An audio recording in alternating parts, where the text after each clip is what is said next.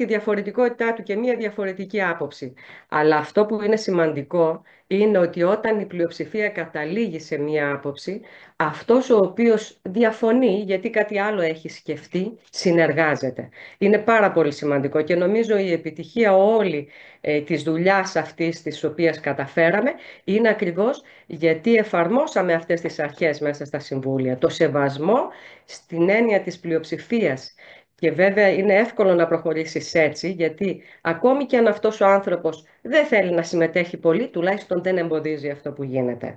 Και αυτό είναι πάρα πολύ σημαντικό να το βλέπουμε και στη ζωή μας, στην έννοια της συνεργασίας, η οποία δεν αφαιρεί την προσωπική άποψη και το τι ο καθένας πρεσβεύει σε αυτή τη ζωή. Λοιπόν, έτσι σε συνέχεια, ας πούμε, αυτού που πολύ ωραία μας τα είπε η Κέτη. Ε, εντάξει, η Κατερίνα η Δημητρίου, απλά για μένα να πω για όσους δεν με γνωρίζουν, ότι είμαι συντονίστρια, είμαι άνθρωπος στο κέντρο εδώ και 35 χρόνια. Έχω υπάρξει μέλος σε ομάδες, εκπαιδεύτηκα, μεγάλωσα τα παιδιά μου με τις αντιληριανές αρχές, έφτιαξα τη ζωή μου καλύτερη και εδώ και 25 χρόνια είμαι συντονίστρια ομάδων μελέτης.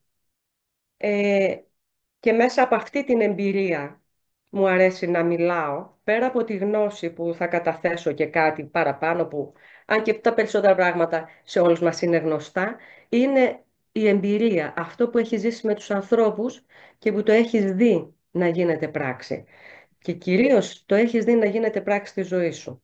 Γιατί όταν μιλώ για κάτι, θέλω να ξέρω ότι είναι ρεαλιστικό να γίνει. Τη θεωρία όλοι, ακούμε διάφορες θεωρίες και σήμερα όλοι ξέρουμε αυτό που είναι σωστό, αυτό πρέπει να γίνει. Αυτό όμως που είναι βασικό είναι αυτό για το οποίο μιλάς πραγματικά να το ξέρεις και να το έχεις βιώσει. Όχι απλά μια θεωρία. Η αντλεριανή θεωρία έχει αυτό το μεγάλο πλεονέκτημα, ότι αυτό που σου προτείνει να κάνεις μπορεί να φαίνεται δύσκολο στην αρχή γιατί χρειάζεται να αλλάξεις κάποια πράγματα, όμως έχει χρησιμότητα και πρακτικότητα. Και το έχουμε δει και το έχουν δει και τα μέλη μας τα χρόνια που έρχονται εδώ, πόσο πολύ βοηθούνται γιατί κάνουν μικρές αλλαγές, αλλά αλλάζουν μεγάλα πράγματα στη ζωή τους. Με αυτή την σκοπιά λοιπόν θέλω σήμερα να μοιραστώ μαζί σας κάποια πράγματα και ξεκινάω λέγοντας ότι η γνώση ήταν, είναι και θα είναι δύναμη. Όταν μαθαίνουμε πράγματα για τον εαυτό μας, ενδυναμώνουμε τον εαυτό μας. Διεκδικούμε τη δύναμή μας όταν πιστεύουμε ότι δεν είμαστε αβοήθητα πλάσματα, που ξαφνικά όλα έρχονται από κάπου αλλού και εμείς δεν μπορούμε να κάνουμε τίποτα. Η γνώση αλλάζει τον άνθρωπο. Βέβαια, δεν βλέπουμε τα πράγματα όλοι με τον ίδιο τρόπο. Γιατί ο καθένας, ο εγκέφαλος του καθενός, βλέπει τα πράγματα όπως αυτός έχει μάθει. Και δυστυχώς ή ευτυχώς δεν ξέρω, βλέπουμε τα πράγματα τα οποία γνωρίζουμε. Ό,τι δεν το γνωρίζουμε για μας δεν υπάρχει. Δεν το ξέρουμε, δεν υπάρχει. Εστιαζόμαστε μόνο σε αυτό που εμείς γνωρίζουμε. Όμως, όσο περισσότερο γνωρίζει κανείς τι κάνει και γιατί, τότε είναι πολύ πιο εύκολο να πετύχει τις αλλαγές στη ζωή του. Άρα αυτό που είναι πάρα πολύ σημαντικό είναι να καταλάβουμε ότι ο άνθρωπος, όπως είπε και η Κέτη πριν, είμαστε το όλον. Αυτή η ολιστική θεώρηση της Αντλεριανής, το ότι είσαι σώμα, ψυχή, πνεύμα, λειτουργείς ταυτόχρονα, είναι πάρα πολύ σημαντικό να το καταλάβουμε ότι είναι έτσι και να δούμε την επίδραση που έχουμε εμείς επάνω στο σώμα μας, στην ψυχή μας, στον τρόπο που σκεφτόμαστε. Και αυτή η ολιστική θεώρηση, η οποία βοηθάει πάρα πολύ, βοηθάει ακόμη και στη θεραπεία, γιατί κοιτάξτε να δείτε τι γίνεται τώρα. Όταν ο άνθρωπος δεν ακούει τον εαυτό του, κάποια στιγμή τι γίνεται, χάνει τη δύναμή του. Δηλαδή, δημιουργείται η ασθένεια. Η λέξη προκύπτει από το στερητικό α και το σθένος. Χάνεις τη δύναμη σου, οπότε έρχεται η ασθένεια, αρρωσταίνεις. Η ολιστική θεώρηση είναι πολύ σημαντική γιατί είναι συμπονετική προς τον άνθρωπο. Δηλαδή λέει ότι δεν είσαι μόνο ασθενής, πάνω απ' όλα είσαι άνθρωπος. Και είναι πολύ σημαντική αυτή η προσέγγιση γιατί η ιατρική η δική μας, η δυτική, ήταν τουλάχιστον στο παρελθόν πιο κατακαιρματισμένη. Δηλαδή ασχολούμαι με το όργανο, να πάσχει, να το κάνω καλά. Βλέπουμε όμως ότι πάρα πολύ επηρεάζεται ο άνθρωπος από το ψυχικό του κομμάτι. Η Τζόαν Μπορισένκο, που είναι νευροανοσολόγος και μάλιστα είναι και συγγραφέας, έχει γράψει πολύ ωραία βιβλία, λέει ότι οι χρόνιες παθήσεις είναι στην πραγματικότητα ευκαιρίες για αλλαγή τρόπου ζωής και νοοτροπίας. Το λέμε λίγο πολύ όλοι, ότι μία ασθένεια μας δίνει ένα μάθημα. Το θέμα είναι ότι αν σκεφτούμε ότι οι σκέψεις μας μπορεί να μας αρρωστήσουν, άραγε οι σκέψεις μας είναι δυνατόν να μας κάνουν και καλά. Και η απάντηση σε αυτό, από μένα τουλάχιστον, είναι ναι. Ακόμα. Σκέψη μας όντως μπορεί να βελτιώσουν τη ζωή μας και τελικά μπορεί να καταλάβουμε ότι δεν είμαστε θύματα των γονιδίων μας. Έχω αυτό, έχω εκείνο, η κληρονομικότητα, όλα αυτά υπάρχουν, αλλά είμαστε ζωντανοί οργανισμοί και μπορούμε με τη σκέψη να επηρεάσουμε τον τρόπο που ζούμε. Ο Ντανιέλ Κόλμαν, ο οποίος έγραψε το εξαιρετικό βιβλίο «Την συναισθηματική νοημοσύνη», πολύ θα το ξέρετε, την έχετε διαβάσει, λέει, και θέλω να το διαβάσω όπως το λέει, μου άρεσε πάρα πολύ, ότι το φάσμα όσων σκεπτόμαστε και πράττουμε οριοθετείται από όσα δεν παρατηρούμε. Και επειδή δεν παρατηρούμε το ότι δεν παρατηρούμε, δεν μπορούμε να κάνουμε πολλά πράγματα για να αλλάξουμε. Μέχρι να παρατηρήσουμε πως το ότι δεν παρατηρούμε δίνει μορφή στη σκέψη και στις πράξεις μας. Αυτά βέβαια είναι κάπως αυτά που συζητάμε και λέμε και εμείς. Αυτά που λέμε και εμείς στην αντλεριανή θεωρία. Απλά σας αναφέρω και κάποιους άλλους οι οποίοι τα έχουν δώσει και αυτοί. Αλλά βασικά η θεωρία είναι η ίδια, η λογική αυτή που συζητάμε.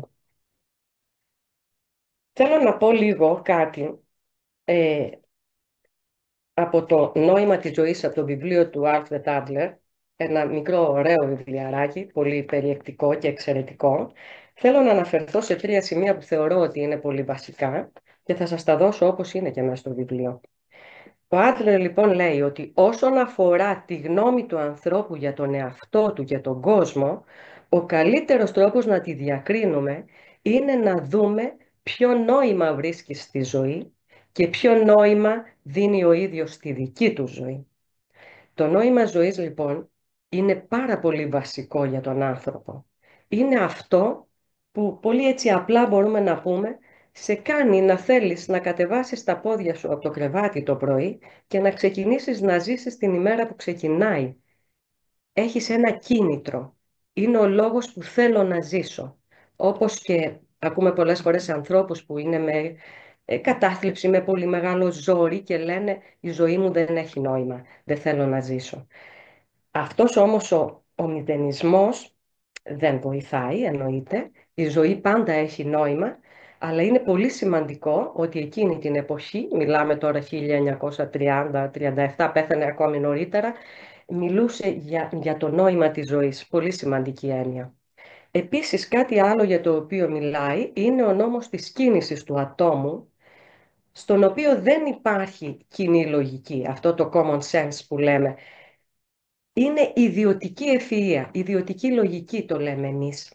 Ο καθένας δηλαδή σκέφτεται τα πράγματα, τα ερμηνεύει, τα αντιλαμβάνεται με ένα δικό του προσωπικό τρόπο.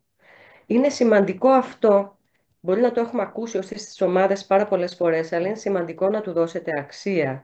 Γιατί έτσι θα βοηθηθούμε στο να μπορούμε να επικοινωνούμε καλύτερα με τους άλλους, κατανοώντας ότι ο καθένας έχει έναν τρόπο που αντιλαμβάνεται την πραγματικότητα και ότι δεν είναι αυτός ο οποίος θέλει οπωσδήποτε να σταθεί απέναντί μας και να μας δημιουργήσει ένα πρόβλημα. Άρα λοιπόν, και κάτι ακόμη, να το πω και αυτό, η συμπεριφορά του ατόμου πηγάζει από τη γνώμη του και είναι φανερό ότι δεν επηρεαζόμαστε από τα γεγονότα, αλλά από τη γνώμη μας γι' αυτά. Η γνώμη υπάρχει στη βάση της εικόνας που ένας άνθρωπος έχει για τον κόσμο και καθορίζει τη σκέψη του, τα συναισθήματα, τα θέλω του και τις πράξεις του. Αυτό που λέμε ότι το πρόβλημα δεν είναι το πρόβλημα, αλλά είναι ο τρόπος που εμείς το βλέπουμε. Και εδώ έρχεται η αντλεριανή ομάδα, η οποία τι κάνει, μέσα από την σύνθεση της διαφορετικότητας των ανθρώπων που την απαρτίζουν, η ομάδα αυτή δίνει την ευκαιρία σε έναν άνθρωπο που θα καταθέσει το πρόβλημά του και που νιώθει μια μοναξιά ότι εγώ το περνάω αυτό, που έχει χαθεί μέσα στο πρόβλημα, του δίνει τη διαφορετική άποψη. Θα ακούσει ανθρώπους για το ίδιο πράγμα να μιλούν διαφορετικά, γιατί και οι ίδιοι το έχουν βιώσει διαφορετικά, και αυτό το συν είναι διπλό. Πρώτον, γιατί καταλαβαίνει ότι δεν είναι μόνος σε αυτό που βιώνει, με την έννοια ότι όλοι οι άνθρωποι βιώνουμε τα ίδια σχετικά, απλά σε διαφορετικές στιγμές, αλλά ενδυναμώνεται κιόλας, παίρνοντας και κάτι το οποίο μπορεί να τον βοηθήσει να πάει παρακάτω. Άρα λοιπόν αυτά είναι σημαντικά και μάλιστα τα αναφέρω γιατί σκεφτείτε αυτά τα πράγματα όταν ο Άντρε μιλούσε για αυτά, μιλούσε σε εποχές οι οποίες οι άνθρωποι δεν μιλούσαν για ανθρώπινα δικαιώματα, δεν μιλούσαν για σεβασμό, δεν μιλούσαν, ήταν πάρα πολύ πρωτοποριακά. Και βλέπουμε ότι πόσο χρήσιμα είναι και στη σημερινή εποχή. Τίποτα από αυτά δεν είναι απαρχαιωμένο. Είναι ακριβώς ενταγμένο μέσα στη ζωή που ζούμε.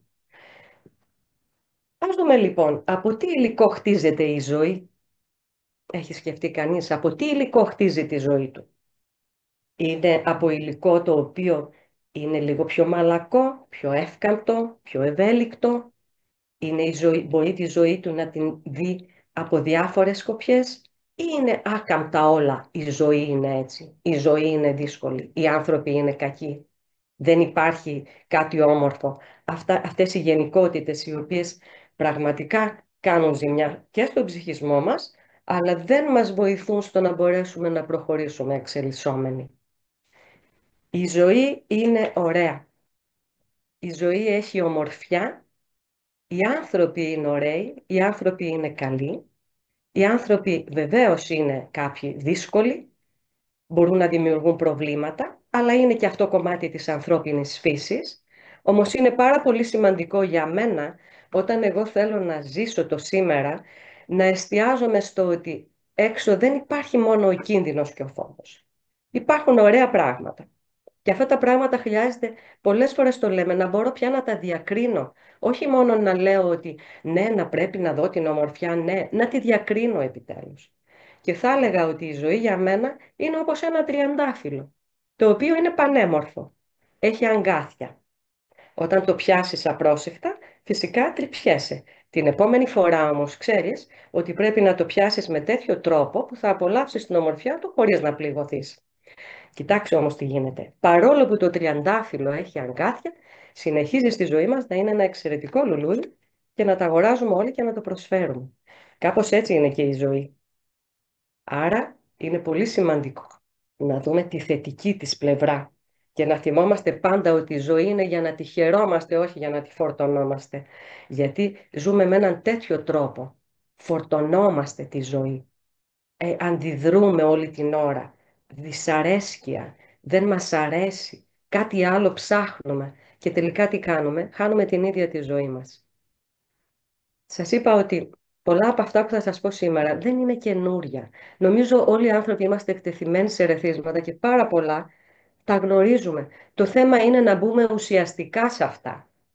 Να μην λέμε μόνο τις λέξεις, τις φράσεις, απλά για να τις πούμε. Να αποφασίσουμε να μπούμε μέσα και να δούμε πώς μπορούμε να βοηθήσουμε η ζωή μας να γίνει καλύτερη. Όταν αλλάξετε τον τρόπο που βλέπετε τα πράγματα, που κοιτάζετε, τότε και αυτά αλλάζουν, μας λέει ο Ντίερ. Πάλι στη φιλοσοφία την αντλεριανή ακουμπάει. Πρέπει να δούμε το πρόβλημα ως μία πύλη η οποία μας ανοίγει έναν δρόμο για να δούμε τις δυνάμεις μας, να εξελιχθούμε και να δούμε ότι μπορούμε να το αντιμετωπίσουμε. Βέβαια είναι πολύ σημαντικό ο φακός με τον οποίο βλέπουμε τη ζωή και το πρόβλημα. Διότι αν το βλέπουμε μέσα από τη θετικότητα, το ότι μπορούμε να κάνουμε πράγματα και να εξελιχθούμε, είναι καλά. Αν όμως το βλέπουμε ως κάτι αρνητικό, το οποίο γιατί μου έτυχε, γιατί σε μένα αυτό, μία ερώτηση ανούσια, και γιατί όχι σε σένα, και γιατί όχι σε σένα. Το θέμα δεν είναι γιατί μας συμβαίνουν τα γεγονότα. Το θέμα είναι Λέει, ότι είμαστε όποτε έρθει ζωντανοί, ο κύριος Ζακαδός, από το κλαπ τα πήρα. ότι είμαστε ζωντανοί Και βεβαίως θα μας συμβαίνουν και τα δύσκολα. Και εκεί μέσα θα ανταπεξερχόμαστε εμείς όσο καλύτερα μπορούμε. Αυτό όμως που χρειάζεται να κάνουμε είναι να επικεντρώνουμε την προσοχή μας στους ανθρώπους που αγαπάμε και μας αγαπούν. Να μην επικεντρωνόμαστε, θα πω τη λέξη αυτή είναι δυνατή, αλλά θέλω να την πω έτσι, σε αυτούς που μισούμε σε εισαγωγικά. Το μίσος είναι δυνατή λέξη, το εννοώ με την έννοια του πάθους, ότι όταν μιλάς για κάποιον, θυμώνεις πολύ, μπαίνεις σε μια ψυχική κατάσταση άσχημη. Γιατί? Εγώ το κάνω τουλάχιστον και με βοηθάει πάρα πολύ. Επικεντρώνομαι σε αυτούς που αγαπώ γιατί δεν θέλω να γεμίζω την καρδιά μου με πληγές και με πόνο. Γιατί ουσιαστικά αυτό γίνεται όταν επικεντρώνεσαι σε αυτή την ένταση, το μίσος για κάποιους ανθρώπους, για κάποιες καταστάσεις. Υποφέρεις ο ίδιος. Και γιατί το κάνω? Γιατί θέλω να είμαι δυνατή και να μπορώ να προχωράω στη ζωή μου με δύναμη. Δεν θέλω να χάνω χρόνο μένοντας σε ανούσια συναισθήματα τα οποία εμένα με σταματούν από το να ζω. Εδώ θέλω να πω κάτι ακόμη, ότι είναι πολύ σημαντικό, επειδή μίλησα τώρα για τον εαυτό μου και για όλους μας, να δούμε τι χρειάζεται να αγαπήσουμε και να συγχωρήσουμε σε εμάς. Γιατί το να μπορώ να ζω καλά στο σήμερα, επειδή εγώ είμαι που θέλω να ζήσω μέσα σε αυτό, είναι πολύ σημαντικό να ξέρω τι ακριβώς σέβομαι και αγαπώ σε μένα, γιατί με θεωρώ σημαντικό και επίσης να έχω συγχωρήσει πράγματα που έχω κάνει ή δεν έχω κάνει. Γιατί τα μεγαλύτερα προβλήματά μας θεωρώ ότι ξεκινούν από αυτό. Όταν δεν μπορώ να συγχωρήσω για να αγαπήσω εμένα, είναι λογικό ότι δεν μπορώ να συγχωρήσω για τους άλλους εύκολα. Οπότε μπαίνω σε μία απομόνωση, θα έλεγα μία ψυχική μόνωση, δημιουργώ ένα τείχος γύρω μου, δημιουργώ ένα πλέγμα.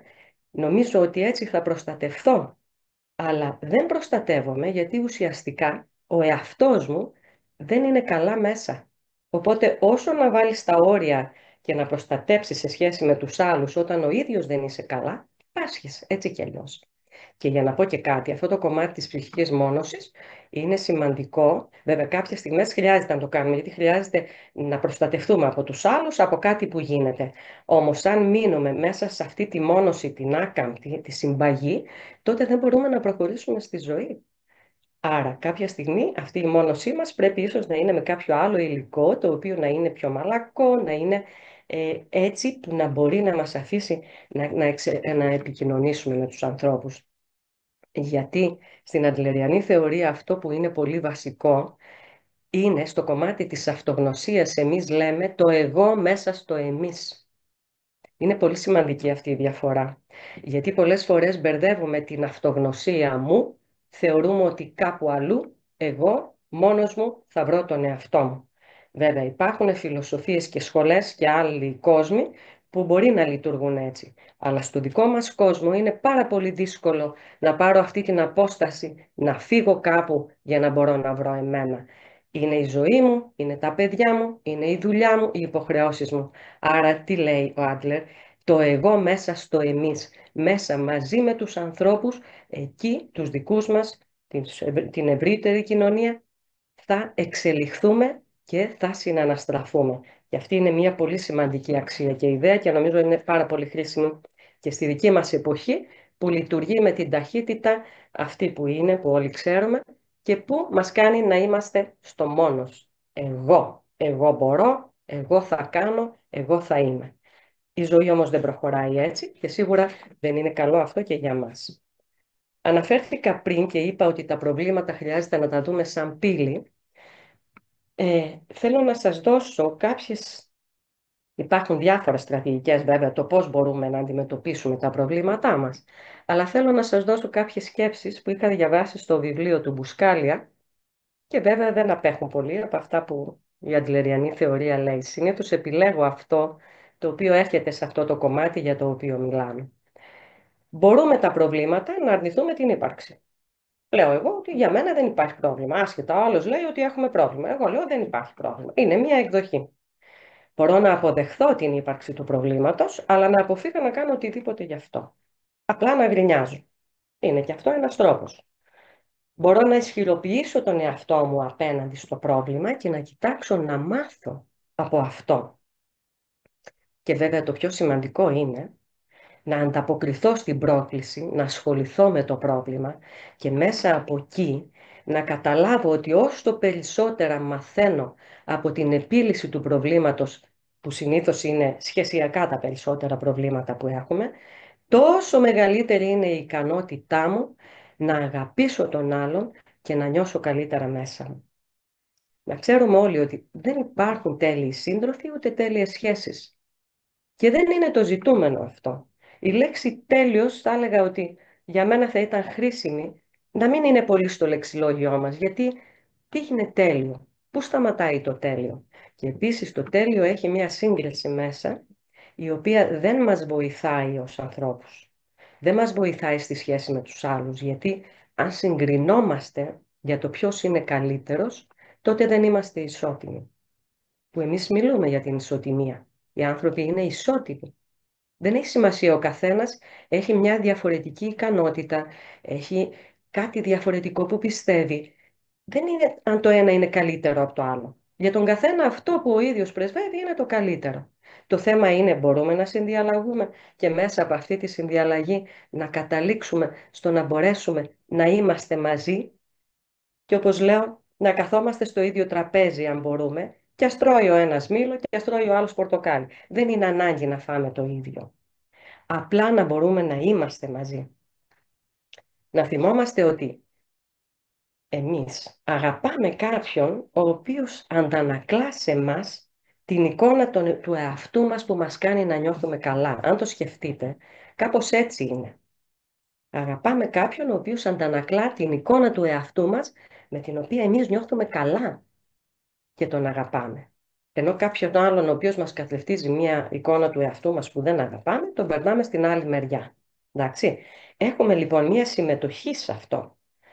Να μην βγάζουμε τον εαυτό μας απ' έξω νομίζοντας ότι όλα έρχονται από την απέναντι πλευρά.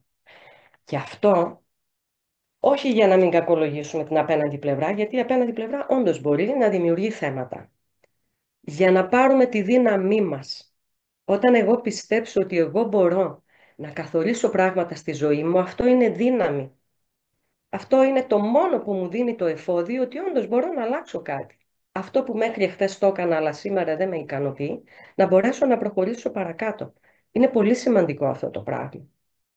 Και ο άνθρωπος, για να είναι ψυχικά και σωματικά υγιής, για να είναι ισορροπημένος, θαραλέος και ευτυχής, χρειάζεται να είναι ο εαυτός του. Και στον βαθμό που κάποιος παρεκκλίνει από τον αυθεντικό εαυτό του, τότε αρχίζουν οι δυσκολίες και η ψυχική καταπίεση. Θα πει κάποιος, είναι εύκολο να είσαι ο εαυτός. Δεν είναι εύκολο. Αλλά θα έλεγα, μπορούμε να το δούμε και σε μια διαβάθμιση κι αυτό. Δηλαδή, δεν θα σηκωθώ αύριο και θα πω, σήμερα είμαι ο εαυτός μου. Και ξαφνικά θα τα ανατρέψω όλα. Δεν μιλάμε γι' αυτό. Αλλά μπορώ να το δω και σε ένα ποσοστό. Πόσο είμαι ο εαυτός μου στη συναλλαγή μου με τους άλλους, στη συνδιαλλαγή, να πω, η συναλλαγή. Πόσο είμαι ο εαυτός μου. Είμαι ένα 50%. Είμαι ένα 10%. Είμαι ένα 80%. Ας το δω έτσι. Ας δω τον εαυτό μου όταν είμαι με τους άλλους, πόσο αυτό για το οποίο μιλάω, για το οποίο συζητάω, η γνώμη μου, ό,τι τα θέλω μου, πόσο δίνω το δικό μου κομμάτι. Γιατί βεβαίως μερικές φορές η συνθήκη από απέναντι είναι έτσι που δεν είναι εύκολο να δώσουμε τον εαυτό μας, να δώσουμε αυτό που θέλουμε. Και αν πάμε στην παιδική ηλικία, σαν παιδιά, κάνουμε άλλα πράγματα, δείχνουμε άλλη εικόνα δική μας, γιατί μέσα από αυτή μας αγαπούν, γιατί δεν αντέχουν να ακούνε τα δύσκολα λόγια, τα άσχημα λόγια οι γονείς.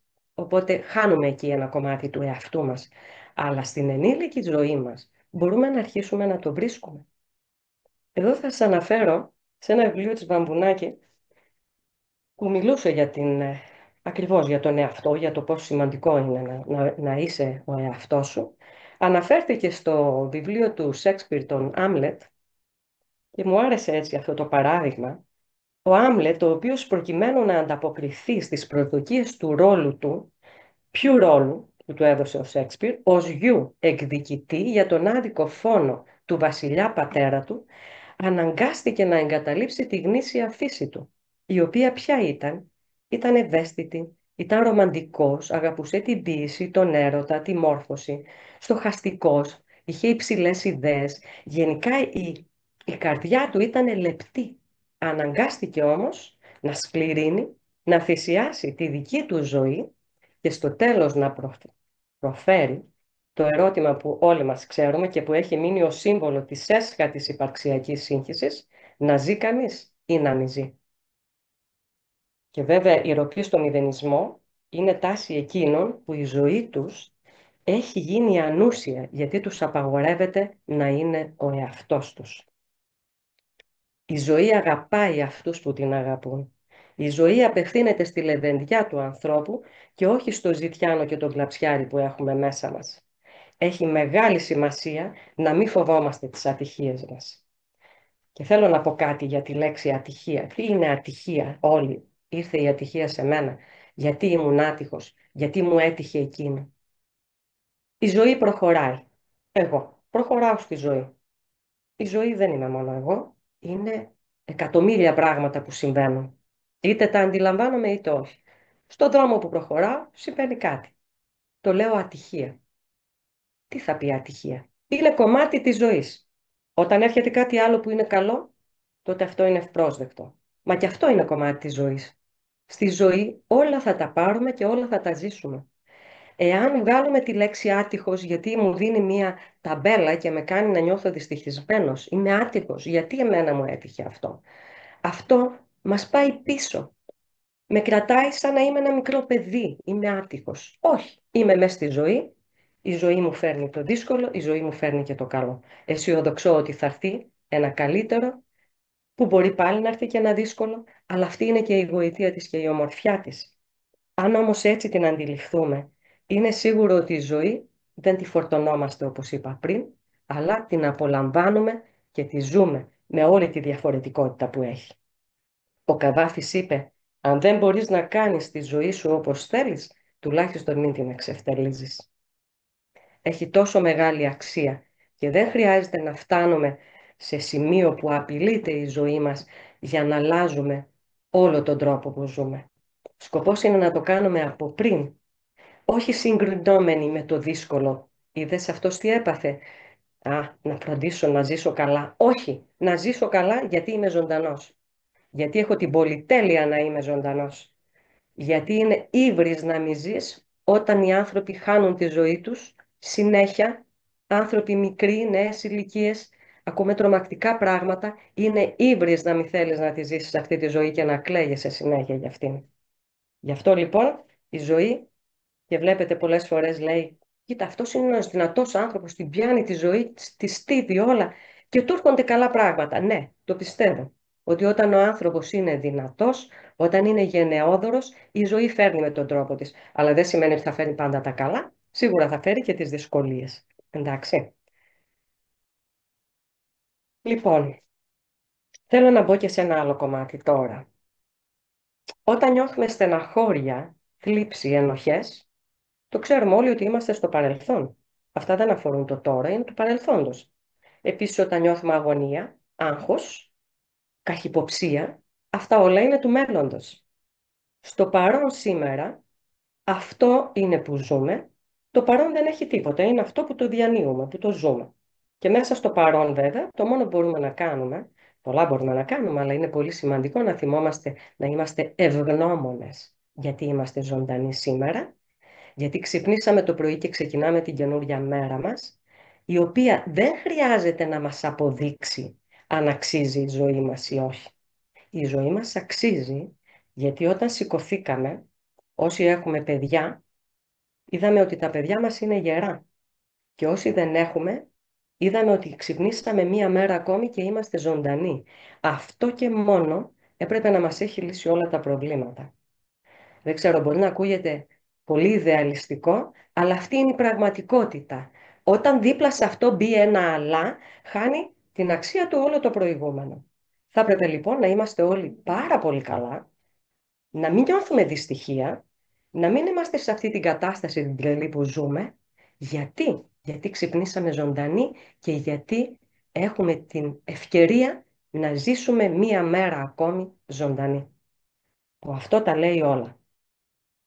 Ξεχάσαμε όμως να είμαστε ευγνώμονες. Θα ακούμε πολύ αυτή τη λέξη της ευγνωμοσύνης, αλλά δεν συνειδητοποιούμε τι είναι. Όταν έρχονται οι δυσκολίες όμως, τότε παρακαλάμε. Παρακαλάμε να έρθει κάτι καλύτερο. Εδώ τώρα θα αναφερθώ λίγο στις σχέσεις που έχουμε και με ανθρώπους, οι οποίοι είναι στη ζωή μας και τους οποίους δεν μπορούμε να τους αποφύγουμε με την έννοια είναι συγγενείς, είναι ο χώρος, το πλαίσιο το κοντινό το δικό μας. Όμως, είναι άνθρωποι οι οποίοι μας ζορίζουν πολύ. Γιατί? Γιατί είναι γρινιάριδες, επιθετικοί, κουτσομπόλιδες, επικριτικοί, μίζεροι. Όλη την ώρα ο τρόπος που λειτουργούν και ο τρόπος που μιλούν στραγγίζει τη δική μας ενέργεια. Εδώ θα ήθελα να προσέξουμε. Δεν είναι αγάπη να κάθομαι, να δέχομαι τη μιζέρια όλη αυτή που ο άλλος στέλνει σε μένα, στραγγίζει την ενέργειά μου και αυτό να θεωρώ ότι είναι αγάπη, ότι είναι κατανόηση. Όχι, δεν είναι αγάπη. Αγάπη προς τον εαυτό μου δεν είναι σίγουρα, διότι τον υποβάλλω σε αυτή την δύσκολη θέση. Είναι άλλο να έρθει κάποιος ο οποίος δεν νιώθει καλά και θέλει να μου πει το πρόβλημά του και βέβαια να σκύψω κοντά, να συμπαρασταθώ, και άλλο να έχω έναν άνθρωπο ο οποίος θέλει μόνιμα να είναι σε ένα ίδιο πρόβλημα το οποίο θέλει να αναμασάει. Δεν κάνω καλό όταν είμαι δίπλα σε αυτόν και ακούω, διότι δεν τον βοηθώ να προχωρήσει, μένει σε αυτή τη δυσκολία, αλλά στραγγίζει και τη δική μου ενέργεια. Σε αυτή την περίπτωση λοιπόν, χωρίς να σημαίνει ότι θέλω να βγάλουμε ανθρώπους από τη ζωή μας, μπορούμε όμως να τους συναναστραφούμε λιγότερο. Μπορούμε να απομακρυνθούμε. Μπορούμε όμως, εάν είμαστε αναγκασμένοι να είμαστε εκεί, για όποιους λόγους που μπορεί να προκύψουν, να κατεβάσουμε και το διακόπτη. Δεν είναι ανάγκη να επιτρέπω όλα αυτά που έρχονται από απέναντι να περνάνε μέσα σε μένα και να μου χαλάνε τη ζωή μου και να μου παίρνουν την ενέργειά μου.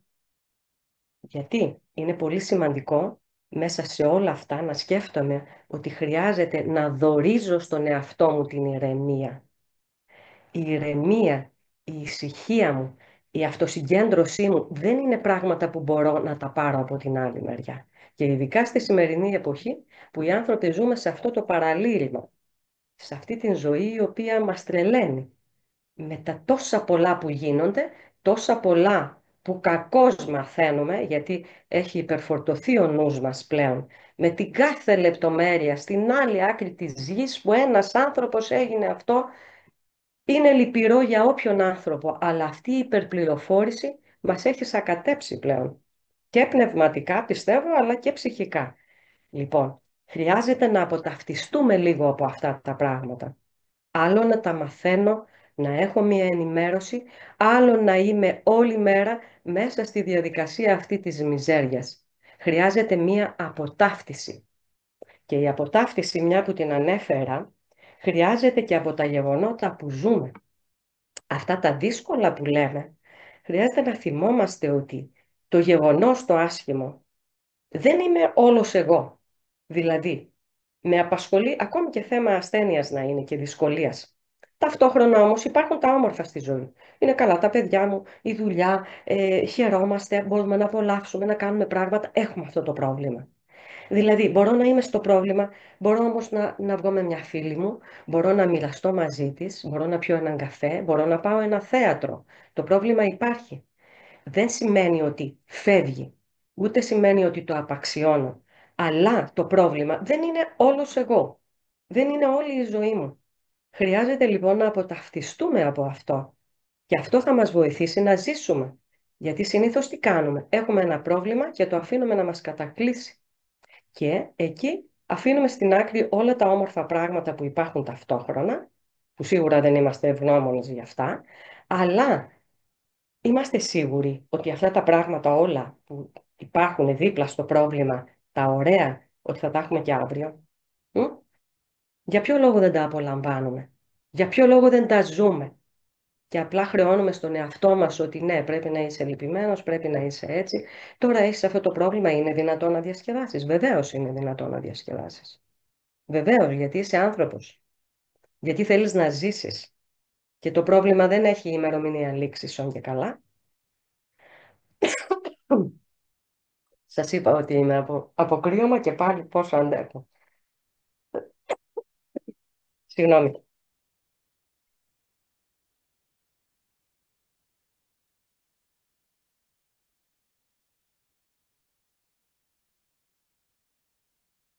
Ένα άλλο κομμάτι το οποίο είναι πολύ σημαντικό και αξίζει να μιλάμε γι' αυτό είναι το χιούμορ στη ζωή μας.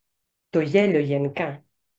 Οι φιλόσοφοι από παλιά έχουν επισημάνει ότι μόνο ο άνθρωπος έχει τη δωρεά του γέλιου. Προσέξτε, δωρεά του γέλιου. Το αίσθημα του χιούμορ έχει επιβιωτική αξία.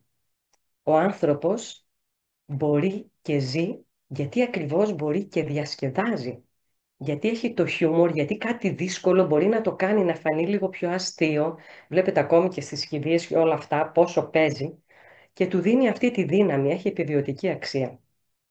Και αν πάμε και στην παιδική ηλικία, ένα παιδί που είναι πληγωμένο και ένα παιδί το οποίο και ως ενήλικας είναι μαζεμένο και δεν γελάει, είναι ένα παιδί που πιθανόν είχε αναγκαστεί να πνίξει το γέλιο του.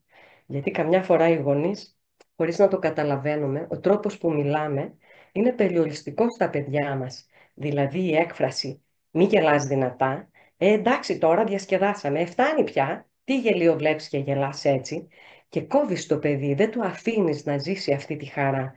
Αυτό μαζεύεται, αλλά σιγά σιγά αυτό το μάζεμα το οδηγεί στο να γίνει ένας άνθρωπος πιο μαζεμένος. Ένας άνθρωπος ο οποίος δεν εκφράζεται εύκολα, δεν γελάει εύκολα. Το γέλιο όμως είναι το καλύτερο φάρμακο για τον άνθρωπο. Πέρα που ανεπαίνουν οι ενδορφίνες και όλα αυτά, δεν θέλω να μπω τώρα εγώ τις χημικές διεργασίες του οργανισμού, είναι ένα φυσικό φάρμακο το οποίο ανεβάζει το ανοσοποιητικό του ανθρώπου. Γιατί όταν ο άνθρωπος γελάει είναι αφοπλιστικός. Βλέπετε, έχει μια παιδικότητα. Γιατί είναι αφοπλισμένος. Εκείνη την ώρα δεν έχει ούτε πληγές, ούτε θυμό, ούτε... Εκείνη την ώρα είναι σαν ένα παιδί που χαίρεται. Γι' αυτό το γέλιο έχει αυτή την αξία που λέμε, ότι είναι όντως ένα φάρμακο. Εδώ βέβαια να πω ότι και η ελευθερία στο κλάμα συνεισφέρει πολύ στην υγεία του ατόμου. Και το κλάμα έχει ιδιαίτερη επιβιωτική αξία για το παιδί.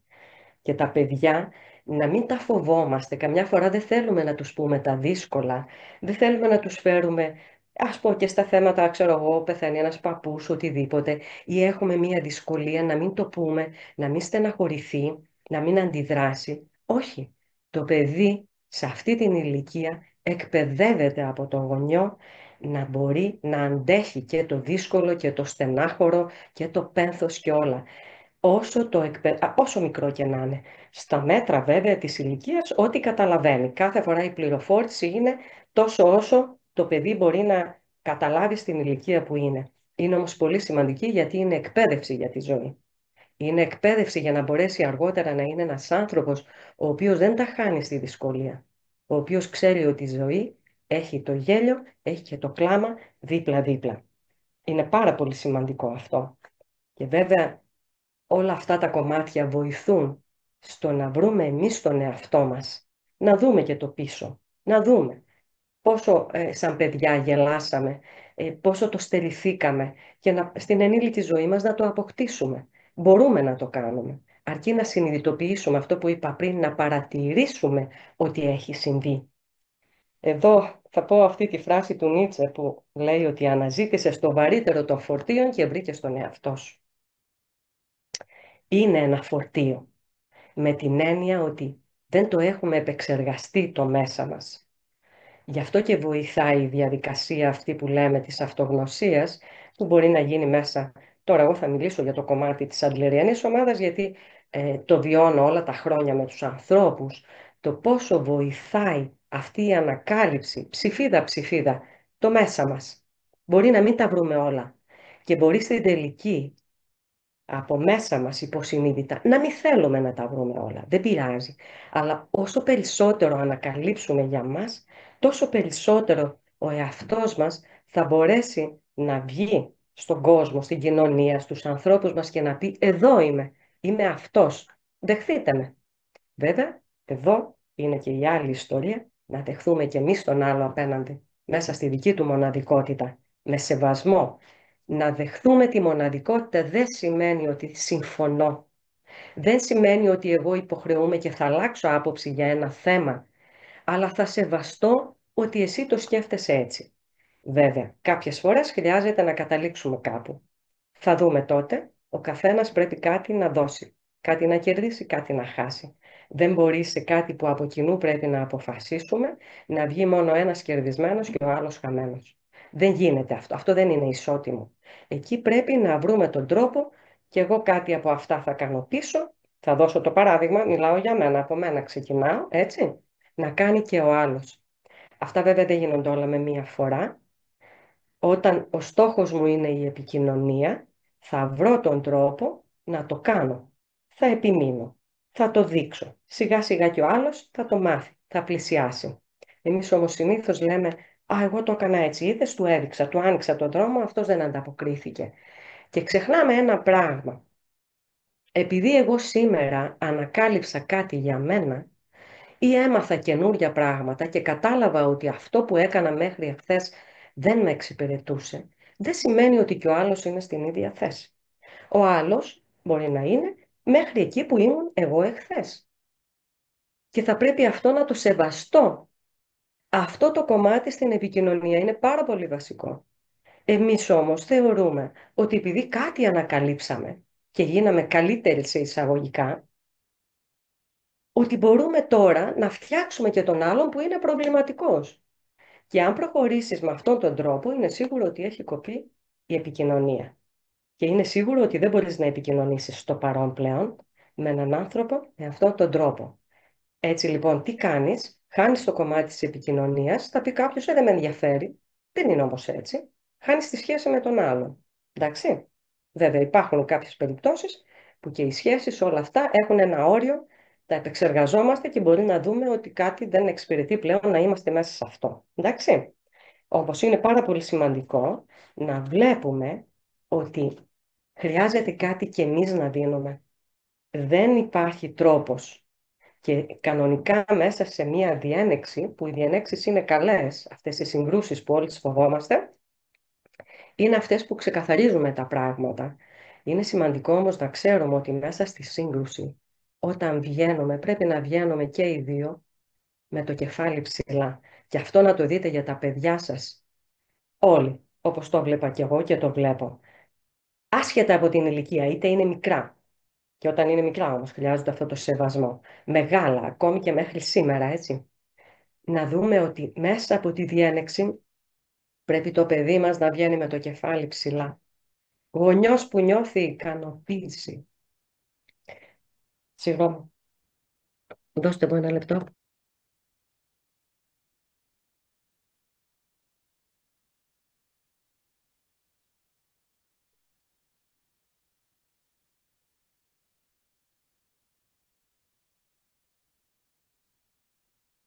Με συγχωρείτε, αλλά είπαμε, η δυσκολία.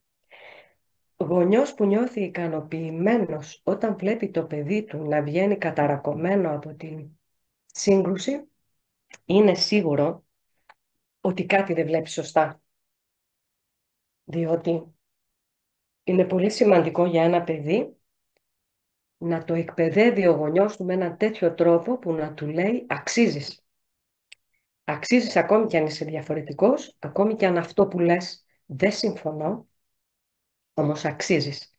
Και να έχεις τη θέση σου, να διεκδικείς τη θέση σου, το σεβασμό από τους άλλους. Θα ήθελα αυτό να το έχουμε στο νου μας και να το προσέχουμε πολύ, γιατί στο όνομα της αγάπης για τα παιδιά μας πολλές φορές ξεφεύγουμε. Βάζουμε τον εαυτό μας πάνω από αυτούς. Αλλά είπαμε, χρειάζεται να θυμηθούμε το εγώ μέσα στο εμείς. Να μην το ξεχνάμε. Και επίσης, για να κρατήσουμε τους ανθρώπους κοντά μας, χρειάζεται να τους κάνουμε να νιώθουν καλύτεροι από μας. Όταν τον άνθρωπο, τον δικό σου, ακόμη και τους ξένους, αυτούς που συνεργάζεσαι, τους κάνεις να νιώθουν κατώτεροι από σένα, είναι σίγουρο ότι έχει ξεφύγει από το κομμάτι της ισοτιμίας και είναι σίγουρο ότι δεν θα είναι ούτε συνεργάτες σου, ούτε φίλοι σου, ούτε θα θέλουν να είναι μαζί σου, διότι αισθάνονται άσχημα. Το έχετε ακούσει αυτό που λέει ότι Σ' αγαπώ και νιώθω καλά δίπλα σου, γιατί όταν είμαι δίπλα σου γίνομαι καλύτερος άνθρωπος. Αισθάνομαι ότι είμαι σημαντικός. Αυτοί οι τρόποι λοιπόν είναι σημαντικοί, γιατί μας φέρνουν κοντά στους άλλους. Και βέβαια αυτό που μας φέρνει κοντά δεν είναι μόνο αυτό που σκεφτόμαστε ή ο τρόπος που λειτουργούμε, είναι το βλέμμα μας βασικά, που γι' αυτό και σε άλλες ομιλίες μου έχω μιλήσει, που οι περισσότεροι δεν το προσέχουμε. Τι ακριβώς εκπέμπουμε στους άλλους όταν μιλάμε. Αυτό το βλέμμα, το οποίο έχουμε πάρει εμείς από την παιδική ηλικία, το βλέμμα της μάνας που λέω, και του πατέρα είναι, σίγουρα ο πατέρας έχει συμβολή μεγάλη, αλλά το βλέμμα της μάνας είναι καθοριστικό. Πώς με έχει κοιτάξει η μάνα μου? Με έχει κοιτάξει και το βλέμμα της έλεγε «Μπορείς, σε εμπιστεύομαι, είμαι σίγουρη για σένα, είσαι ικανή, ικανός».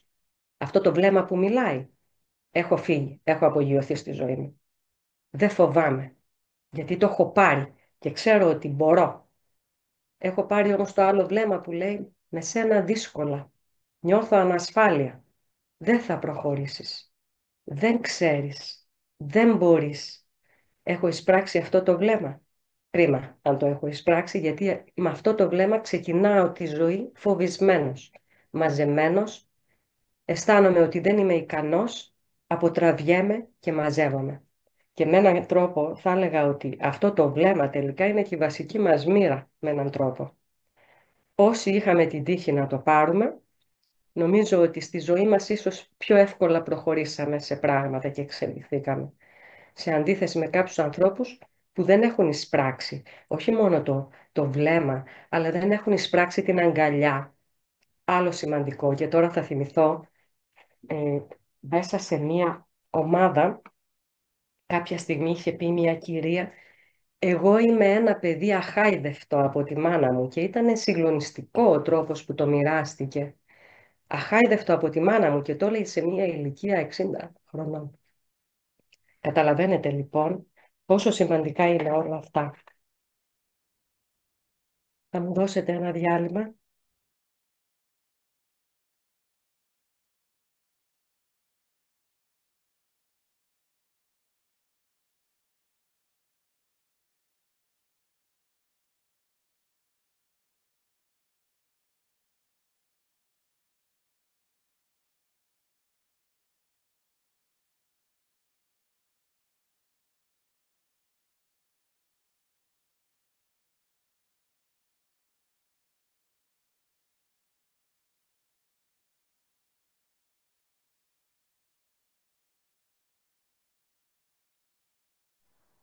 Με συγχωρείτε πολύ γι' αυτό, αλλά είπαμε, το κρύωμά μου λίγο με ζορίζει αυτή τη στιγμή. Πώς με βλέπετε, θα τα καταφέρω? Υπέροχα. Ωραία. Είναι δικαίωμα και υποχρέωση του κάθε ανθρώπου να έχει την άποψή του. Είναι δικαίωμα όμως και του άλλου να διαφωνεί με αυτήν. Ο άνθρωπος έχει τεράστιες δυνατότητες πάνω στον εαυτό του, να κρατάει το τιμόνι της πλεύσης του, όσο τραυματισμένος κι αν είναι. Και είναι πολύ σημαντικό να μπορεί να ανιχνεύσει τα χαρίσματά του, αυτά που του έχουν δοθεί τα σημαντικά, τα οποία πάρα πολλές φορές δεν μπορεί να τα δει. Αυτά όμως χρειάζονται εξάσκηση. Και είναι πολύ σημαντικό όταν μπορεί να τα δει, μπορεί να ανακαλύψει και τα τροτά σημεία, αλλά και τα δυνατά του σημεία. Και μπορεί να εστιάσει στα δυνατά για να μπορέσει να παλέψει αυτή τη ζωή και να παλέψει αυτή τη μέρα την οποία έλεγα. Να ζω με ευγνωμοσύνη στο παρόν. Αυτό ήταν το θέμα. Μάλλον μέσα στο θέμα μου, το κειμενάκι που έδωσαν. Αλλά για να μπορεί να γίνει αυτό, χρειάζεται να μπορώ να δω πράγματα σε μένα. Γιατί εγώ είμαι αυτός που θα το υλοποιήσω. Οπότε πρέπει να δω ποια είναι τα δυνατά σημεία μου. Ποια είναι αυτά που με βοηθούν να πάω παρακάτω. Πότε μπόρεσα όταν έβαλα ένα στόχο για κάτι να πετύχω αυτό που ήθελα. Με ποιον τρόπο το πέτυχα. Και αφού το έφτασα μέχρι εκεί, ποιος μου λέει ότι δεν μπορώ να το ξαναεπιχειρήσω. Εδώ, επειδή ανέφερα τη λέξη στόχος, είναι πολύ σημαντικό κομμάτι της αντλεριανής θεωρίας, ο στόχος του ανθρώπου, ο σκοπός, λέει ο Άντλερ. Ο άνθρωπος, στην κίνησή του, αυτό που είπαμε, έχει έναν σκοπό, έχει έναν στόχο. Αυτό μπορεί να ο στόχος μπορεί να είναι κάτι μεγάλο, το οποίο μπορεί να είναι και υποσυνείδητα, κάτι που έχουμε στοχεύσει στη ζωή μας, ο σκοπός μας, αλλά είναι και για κάθε τι μικρό. Η κίνηση που κάνω προς τη ζωή έχει ένα σκοπό, έχει ένα στόχο. Και ο σκοπός δεν θα ήθελα να το δείτε με ιστεροβουλία, ότι κάτι για κάποιο λόγο, όχι. Είναι η κίνηση αυτή. Θα φέρω ένα παράδειγμα. Είμαι σε μία δουλειά, έτσι. Ο προϊστάμενός μου μπορεί να βοηθήσει στο να βρεθώ σε καμία καλύτερη θέση.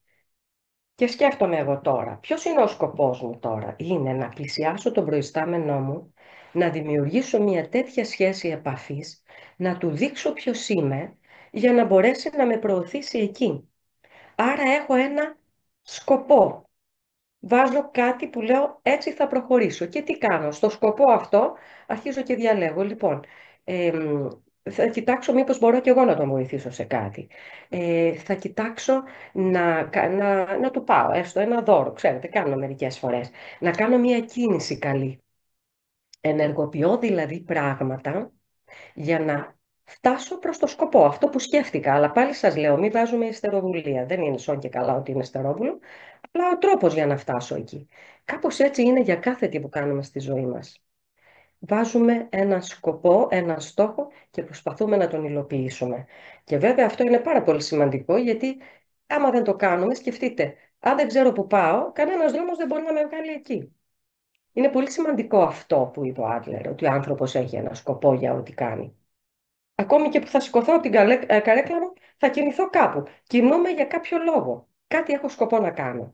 Είναι πάρα πολύ σημαντικό να ανακαλύπτουμε τον σκοπό που έχουμε και θα ήταν βέβαια και πολύ σημαντικό μέσα από αυτό το κομμάτι το αυτογνωσιακό που ο καθένας μπορεί να δει για τον εαυτό του, που μπορεί να το δει, χαρά μας θα ήταν μέσα από τις δικές μας ομάδες, μπορεί να το δει και με τον εαυτό του, κάνοντας την ψυχοθεραπεία του ή ό,τι κάνει, να μπορέσει να βρει και τους απότερους σκοπούς.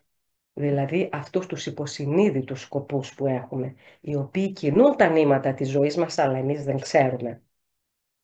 Θα φέρω ένα παράδειγμα. Μία γυναίκα δεν μπορεί να σταθεροποιηθεί σε μία σχέση. Αλλάζει τις σχέσεις, παρόλο που λέει εγώ θέλω να παντρευτώ. Εγώ θέλω οπωσδήποτε να κάνω οικογένεια. Αλλάζει τις σχέσεις όμως. Και αυτός κάτι δεν είναι, και εκείνος κάτι δεν είναι, και ο άλλος κάτι δεν είναι. Και τελικά αυτό το σκοπό που λέει ότι θέλω να παντρευτώ δεν τον υλοποιεί. Μπορεί όμως να μην τον υλοποιεί γιατί υπάρχει ένας βαθύτερος σκοπός υποσυνείδητος, ο οποίος λέει ότι ο γάμος δεν είναι καλό πράγμα, διότι έζησε μια σχέση συμβίωσης των γονιών, η οποία ήταν κακοποιητική και ήταν ένα μοντέλο προς αποφυγή, και παρόλο που η ίδια στην ενήλικη ζωή της θέλει να κάνει αυτή την υπέρβαση ότι εγώ θα κάνω κάτι καλό, εγώ θα κάνω έναν γάμο, ο υποσυνείδητος σκοπός να υπονομεύει και τελικά να μην καταλήγω να το κάνω.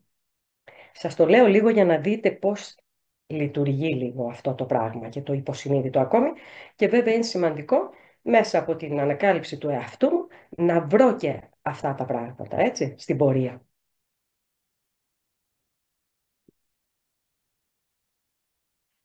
Γιατί οι άνθρωποι, αυτή η ερώτηση μου αρέσει, αρνούνται να χάσουν ή να νικηθούν? Γιατί στο κάτω-κάτω μας χρωστάει όλο νίκες η ζωή?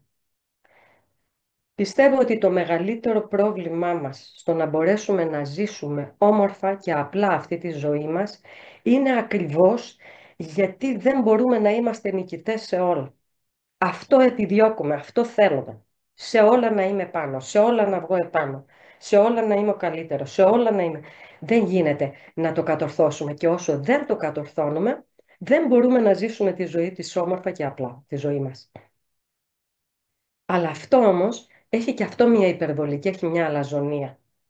Γιατί δεν μπορούμε πραγματικά να βγαίνουμε σε όλα πάνω από όλους. Και δεν είναι ο στόχος μας αυτός. Εάν ο στόχος μας λοιπόν Κοιτάξτε, δεν μιλώ για την εξέλιξη του ανθρώπου σε επίπεδο μόρφωσης, σε επίπεδο καριέρας, ό,τι θέλει ο καθένας. Η εξέλιξη του ανθρώπου μέσα στο δικό του ανθρώπινο δυναμικό είναι το ζητούμενο. Ούτε μιλώ ότι θα πρέπει να είμαστε σε χαμηλά στάνταρ, σε αυτά, υποτονικά. Όχι. Ο άνθρωπος έχει δύναμη. Εγώ σαν άνθρωπος μπορώ να φτάσω όπου εγώ βάλω στόχο να φτάσω. Αλλά κοιτάξτε, να τον βάλω σε σχέση με το δικό μου δυναμικό. Την εξέλιξη τη δική μου, όχι συγκρινόμενη.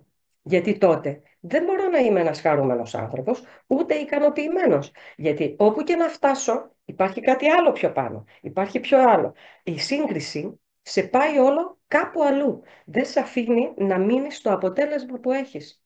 Γιατί πάντα κάτι υπολείπεται. Και εδώ τώρα μια που λέω για τη σύγκρουση, επειδή υπάρχουν σαφώς πολλοί γονείς εδώ, για μένα στη διαπαιδαγώγηση των παιδιών, δηλαδή σε αυτό το μεγάλωμά τους, ένας γονιός και τίποτα να μην ξέρει από θεωρίες, ψυχολογίες και όλα, αλλά απλά ως γονιός με την αγάπη του μεγαλώνει, εάν δεν συγκρίνει τα παιδιά του, ποτέ, ποτέ, και μόνο αυτό φτάνει για να έχει μια υγιή σχέση. Θεωρώ ότι η σύγκριση, και ειδικά ανάμεσα στα αδέρφια ή και με τους άλλους, τους συμμαθητές, τους γνωστούς που είναι καλύτεροι, είναι το χειρότερο πράγμα για την αυτοεκτίμηση του ανθρώπου. Πάρα πολύ. Διότι ποτέ δεν είναι επαρκής. Ο μικρός δεν είναι σαν το μεγάλο. Ο μεγάλος είναι έτσι. Όχι. Ο Γιάννης είναι έτσι. Η Μαρία είναι έτσι. Ο καθένας είναι διαφορετικός. Ο καθένας έχει τα ταλέντα του, ο καθένας έχει τα μείον του. Άρα λοιπόν το κομμάτι της σύγκλησης, αν βγει από τη ζωή μας και στην ενήλικη ζωή μας, το να βλέπουμε κάποιους άλλους και να προσπαθούμε σε σχέση με τους άλλους, αυτό και μόνο θα μας βοηθούσε όλους πάρα πολύ. Θα πάρω πάλι το διαλυματάκι μου, με συγχωρείτε.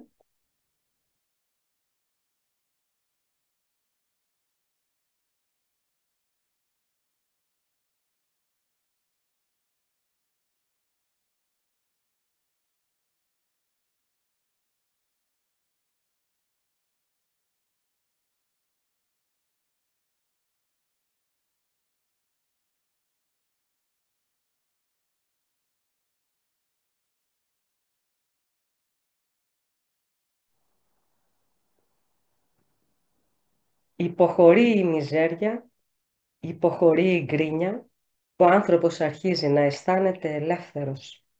Μπορεί μάλιστα να φτάσει στο σημείο σιγά σιγά να αρχίσει και να αγαπάει τη ζωή, η οποία, όπως είπαμε πριν, είναι τόσο πολύτιμη, για την οποία, κοιτάξτε να δείτε τώρα, ένας άνθρωπος ο οποίος είναι φυλακισμένος, αυτή τη ζωή την εκτιμάει γιατί δεν μπορεί να τη γευτεί. Και αυτός ο άνθρωπος μέσα σε εκείνα τα κάγκελα μπορεί να είναι πιο ελεύθερος στο μυαλό, στη σκέψη, στην ψυχή, από έναν άνθρωπο που ζει μέσα στο αρχοντόσπιτό του, που τα έχει όλα, ο οποίος δεν μπορεί να χαρεί τίποτα. Γιατί δεν μπορεί να χαρεί τη ζωή. Και δεν μπορεί να τη χαρεί γιατί δεν έχει ανακαλύψει ποιος είναι. Δεν έχει μάθει σε αυτή τη ζωή να λέει είμαι εγώ και είμαι εδώ. Γι' αυτό λοιπόν εδώ υπάρχει η ατομική ευθύνη του καθενός μας, η συμβολή μας πάνω σε αυτό που είμαστε και σε αυτό που ζούμε. Και δεν έχει να κάνει πόσα πολλά έχουμε, πόσα λίγα έχουμε. Πάντα το λέω, δεν απαξιώνω το κομμάτι της δυσκολίας, της επιβίωσης των ανθρώπων. Υπάρχουν άνθρωποι οι οποίοι ζουν πάρα πολύ δύσκολα και εκεί οφείλουμε όλοι να στρέφουμε το βλέμμα μας, να έχουμε το νου μας. Αλλά αυτό όμως δεν είναι απόλυτο, γιατί αυτοί οι άνθρωποι που ζουν δύσκολα πολλές φορές ζουν πιο ποιοτική ζωή. Δεν μιλάω τώρα να μην έχεις να φας, έτσι, όχι γι' αυτό, που τους λείπουν πολλά, πιο ποιοτική ζωή από ανθρώπους που έχουν τα πάντα. Γιατί είναι πιο προσαρμοσμένοι στη ζωή, ζουν πιο απλά, σέβονται ότι είναι ζωντανοί και προχωράνε με δύναμη. Και άλλοι έχουν τα πάντα, σε υλικό επίπεδο και δεν μπορούν να χαρούν. Αυτό αφορά ένα μεγάλο κομμάτι των ανθρώπων και θα ήθελα όλοι όσοι είμαστε εδώ να μείνουμε σε αυτό και να το σκεφτούμε πάρα πολύ. Γιατί ενώ έχουμε τόσα πολλά δεν μπορούμε να χαρούμε. Και γιατί το μυαλό μας είναι στο πόσα περισσότερα θα έχουμε, αντί να σκεφτούμε στο πόσο σημαντικό θα είμαστε εμείς. Αντί να είμαι στο να έχω, να είμαι στο να είμαι, να είμαστε. Αυτοί που είμαστε με ένα παράδειγμα φωτεινό για τους άλλους. Άνθρωποι θετικοί, οι οποίοι όταν πλησιάζουμε τους ανθρώπους να τους δίνουμε έναν λόγο καλό, να τους δίνουμε μία ενίσχυση. Αυτό είναι ένα έργο προσφοράς του ανθρώπου και προσφοράς στον συνάνθρωπο. Όχι να δίνουμε και να αναμασάμε τη μιζέρια. Ο καθένας ξέρει τα προβλήματά του. Δεν θα τελειώσουν ποτέ. Όμως όταν πλησιάζεις τον άνθρωπο, δώσ' του κάτι καλό. Εμείς τι λέμε? Αγαπάω αυτόν τον άνθρωπο γιατί όταν είμαι μαζί του, ρε παιδί μου, φωτίζομαι. Νιώθω μια ζέστη, νιώθω μια χαρά. Ας αναπαράγουμε λίγο αυτό. Έχουμε επικεντρωθεί πάρα πολύ στη δυσκολία. Αλλά ξέρετε τι γίνεται. Αυτή τη στιγμή εμείς ζούμε τη ζωή μας. Δεν θα ζήσουμε μια άλλη ζωή. Να περιμένουμε ότι κάποια στιγμή θα γίνουν καλύτερα τα πράγματα, κάποια στιγμή θα σταματήσουν οι πόλεμοι, κάποια στιγμή θα σταματήσουν τα ζόρια, κάποια στιγμή όλα θα γίνουν ιδεαλιστικά όμορφα. Δεν θα γίνουν. Δεν θα γίνουν. Έτσι όπως προχωράμε δεν θα γίνουν. Το θέμα είναι εμείς, σαν μονάδα ο καθένας, τι μπορούμε να δώσουμε στο κομμάτι της αισιοδοξίας και της χαράς και να ζήσουμε αυτή τη ζωή που περνάει συνέχεια. Περνάει, φεύγουν τα χρόνια μας. Και βέβαια να είμαστε το παράδειγμα σε αυτή τη νέα γενιά, η οποία όλες οι γενιές ζορίζονται. Οι άνθρωποι έχουν περάσει και παλιότερα πολύ δύσκολα. Αλλά ξέρετε τι γίνεται? Ήταν άνθρωποι με λιγότερα, άνθρωποι που ήταν στερημένοι, ήταν και ξέραν τις δυσκολίες. Δυστυχώς η δική μας η γενιά, η καλομαθημένη, που τα ζήσαμε όλα στο έπακρο, μεγαλώνει τώρα μια γενιά ανθρώπων, οι οποίοι δεν είναι έτοιμοι για αυτό που ζουν. Τα παιδιά μας δεν είναι έτοιμα. Οι δυσκολίες είναι μεγάλες και δεν είναι εκπαιδευμένα. Αλλά έχουν ανάγκη να βλέπουν έναν γονιό που πατάει. Έχουν ανάγκη να βλέπουν τους ενήλικους οι οποίοι ανοίγουν το δρόμο της ελπίδας στα παιδιά. Ξέρετε πόσο ελευθερώνεται ένας άνθρωπος όταν μπορείς να του βγάλεις τα εμπόδια από την ελπίδα? Γιατί τι κάνουμε όλοι? Χάνουμε την ελπίδα μας. Τι είναι η ελπίδα? Προσμένω, περιμένω, κάτι αισιόδοξο, κάτι όμορφο. Όταν το χάσει ο άνθρωπος αυτό δεν μπορεί να ζήσει. Είναι πάρα πολύ σημαντικό στα παιδιά μας να το περάσουμε αυτό το μήνυμα. Να τους δείξουμε ότι ναι, είναι δύσκολα τα πράγματα, όμως πατάμε, είμαστε όρθιοι, είμαστε όλοι μαζί και θα τα καταφέρουμε. Είναι πάρα πολύ σημαντικό. Και όχι, δεν στέρεψε η αγάπη σήμερα. Η αγάπη, όσο υπάρχει ζωή, υπάρχει και αγάπη. Και αυτό που θα ήθελα να κλείσω σήμερα και να μείνω σε αυτό είναι τι θα μπορούσα να αγαπήσω σε μένα. Αυτή την ερώτηση να την κάνουμε όλοι σε εμάς. Τι θα μπορούσα να αγαπήσω σε μένα? Εμένα θα πω και θα κλείσω με αυτό. Σας ευχαριστώ πάρα πολύ. Λυπάμαι λίγο που κάποιες στιγμές αναγκάστηκα να πάρω τον προσωπικό μου χρόνο, αλλά θεωρώ ότι τα κατάφερα σήμερα και μου αξίζει ένα μπράβο, γιατί ήμουν Μπράβο. άρρωστη και μπόρεσα να κάνω σήμερα αυτή την ομιλία. Μπράβο, Ίσως Κατερίνα.